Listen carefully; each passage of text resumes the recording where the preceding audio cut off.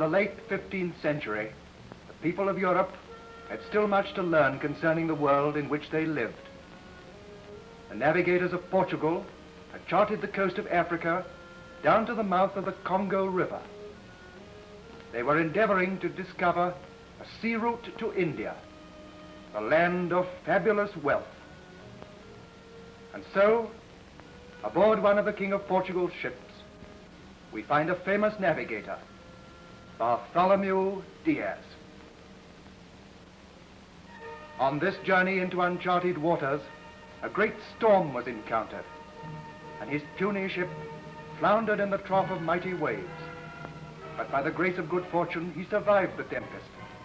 And thus, 12 years before Christopher Columbus discovered America, Bartholomew Diaz was driven around the Cape at the southern end of Africa.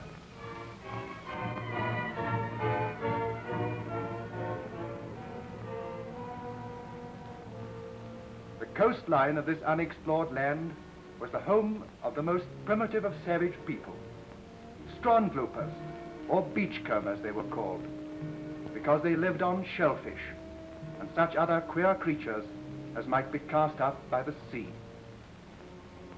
Diaz landed with a small party, and to express gratitude to the Almighty for their deliverance from the tempest and for the partial success of their enterprise, they erected a cross in accordance with Portuguese religious custom.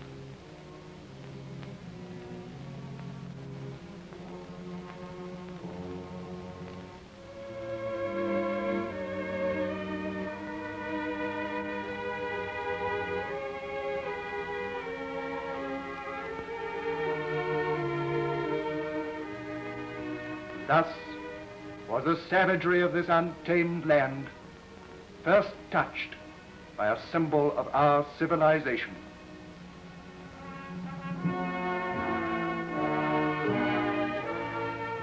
Bartholomew Diaz never reached India.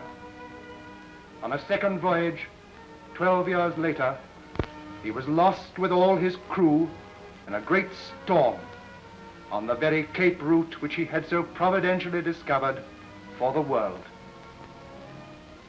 Not an unfitting grave for this great navigator.